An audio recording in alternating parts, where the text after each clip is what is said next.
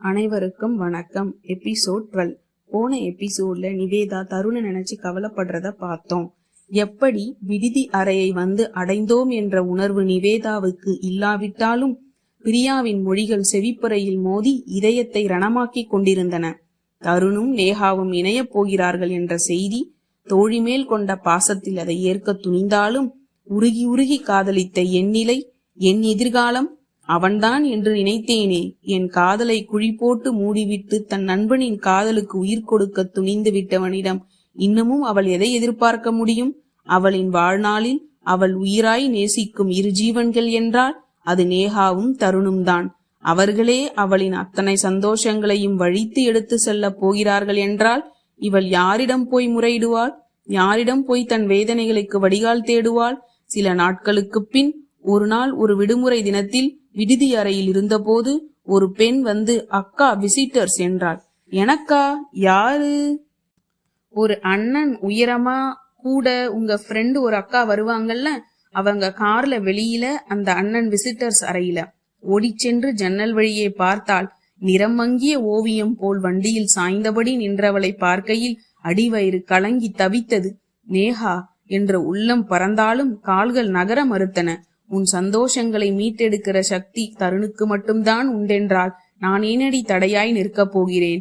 எங்கிருந்தாலும் வாழ்க என்று வாழ்த்து துணியும் என் மனதிற்கு பிரியா விடை பெற வந்திருக்கும் தருணை எதிர்கொள்ளும் துணிவு இல்லை.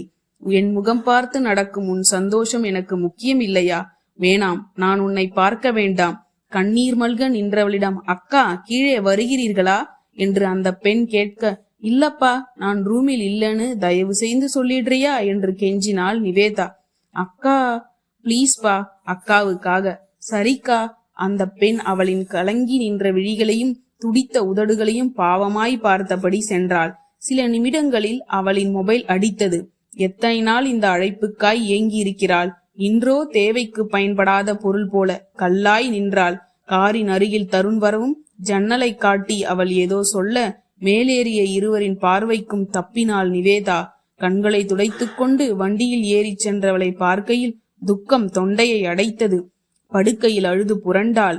மூடிய அறையும் தோள் கொடுக்க ஆளில்லாத தனிமையும் அவளை வெகுவாய் உருக்கின. நாட்கள் மனிதருக்கு துன்பங்களை கொடுத்து குற்ற உணர்வோ இன்பங்களை அள்ளி கொடுத்து சந்தோஷமோ எதுவுமின்றி அதன் போக்கில் கால்களை எட்டி போட்டுக் கொண்டிருந்தது. அன்று நிவேதாவின் வாழ்க்கை பக்கத்தில் வண்ணம் சேர்ந்திருந்தது போலும். தலைமை ஆசிரியரின் அழைப்பின் பேரில் அவரின் அறைக்குள் நுழைந்தவளை ஆழமாய் நோக்கியவர், இப்ப உன் வயசு என்ன நிவேதா என்றார். என்ன மேம், நீங்க ஏன் இப்படி கேட்கிறீங்க? புரியல என்றாள் நிவேதா. உன்கிட்ட ஒரு விஷயம் கலந்துரையாடத்தான் கூப்பிட்டேன். வந்து நம் பள்ளியோட நிர்வாகம் பல இடங்களில் இருக்கு இல்ல, குறிப்பா வடநாட்டில் பிற்படுத்தப்பட்ட இடங்கள், மலை கிராமங்கள். Yes ma'am. அதில இமாச்சல பிரதேசத்தில் ஒரு மலை கிராமம். தலைமை ஆசிரியர் தமிழர்தான், தயாளன் ஐயா. அந்த பகுதி மக்களின் முன்னேற்றத்திற்காக தன் வாழ்க்கையே அர்ப்பணித்தவர். ஈராசிரியர் பள்ளிதான். உதவி ஆசிரியராய் இருந்தவர். 4 வருடங்கள் பணிபுரிந்ததே அதிகம் என்று போய்விட்டார். தயாளன் ஐயாவுக்கு வயதாகிவிட்டது. நீ 1 வருடம் அங்க போய் வந்தால் போதும். ஏன்னா உன் திறமை எனக்கு தெரியும். நிர்வாகம் இந்த பொறுப்பை என்கிட்ட கொடுத்து இருக்கு. அனுபவமும் திறமையும் உடையவர்தான் வேண்டும் என்கிறார்கள். இங்கே மற்றவர்களை குடும்பமாய் செட்டில் ஆனவர்கள். உன் போக்குவரத்து, தங்குமிடம் எல்லாம் நிர்வாகத்தின் பொறுப்பு. என்ன சொல்ற? உன் பாதுகாப்புக்கு எந்த பயமும் இல்லை. அருகிலேயே மருத்துவமனையோடு கூடிய கண்ணீர் மடம், சர்ச் எல்லாம் இருக்கிறது. என்ன சொல்ற? எனக்கு தெரியல மேடம். நான் ஹோமை விட்டு வெளியே வந்ததே இல்லை. வேலை கிடைத்த பிறகுதான். இதே நிர்வாகம்தானே உன்னை வளர்த்து ஆளாக்கியது. நன்றி கடனாக என்று வைத்துக் கொள்ளேன். ஒரே வருடம் உன் திறமைக்கு கிடைத்த சவால் என்று வைத்துக் கொள்ளேன். அதில்ல 1 வாரம் எடுத்துக்கோ. நல்ல முடிவா சொல்லு. என்ன சொல்வதென்று புரியாமல் நின்றாள். அவளின் முகத்தில் தென்பட்ட குழப்பத்தை கண்டவர், இத பாருமா, இத்தனை நாட்கள் பழகிய ஊரை விட்டு பிரிய கஷ்டமாய்த்தான் இருக்கும். டவுனில் இவ்வளவு பெரிய பள்ளியில் பணிபுரிந்து விட்டு வசதியற்ற மலை கிராமம் என்றால் உன் மனநிலை புரிகிறது.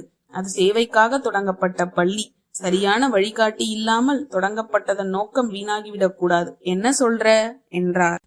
தற்போது அவளுக்கு ஒரு மாற்றம் தேவை என்றாலும் புது இடம், புது சூழல், மொழி, கலாச்சாரம் என்று முற்றிலும் மாறுபட்ட சூழல். நல்லதோ கெட்டதோ நடப்பது நடக்கட்டும். என்று தன் பணிமாற்றத்திற்கு ஒப்புக்கொண்டாள் நிவேதா. புது சூழலும் பணிச்சுமையும் சவால்களும் தன் மனக்காயத்திற்கு மருந்தாக அமையும் என்பது மட்டும் நிச்சயமாக தெரிந்தது.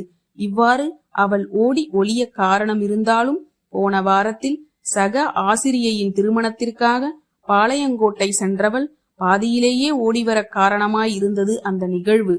காலம் ஓட ஓட காட்சியின் ஒளி மங்கி தெளிவில்லாமல் கலைந்து போகும் என்று நம்பிக்கொண்டிருந்தவள் புத்தம் புதிதாய் போடப்பட்ட டிஜிட்டல் பிரிண்ட் போல அவளின் மன உறுதியை கலைக்கும் காட்சியின் ஓட்டத்தில் தன்னிலை மறந்துதான் போனாள்.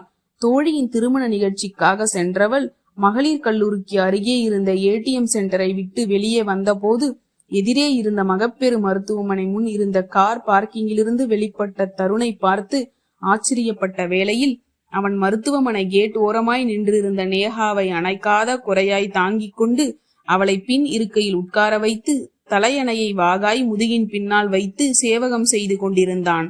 அது கூட அவளை அதிக அளவில் பாதிக்கவில்லை என்றாலும் நேகாவின் நிலை, நிவேதா தன் கண்களையே நம்ப முடியாத அளவு அதிர்ந்து போய் நின்றாள்.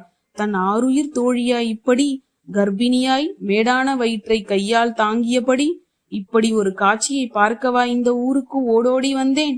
நேகாவை வசதியாய் உட்கார வைத்துவிட்டு மறுபக்கமாய் வந்து தன் இருக்கையில் அமரப்போன தருண் எதேச்சையாய் நிமிர்ந்த போது ஆடித்தான் போனான்.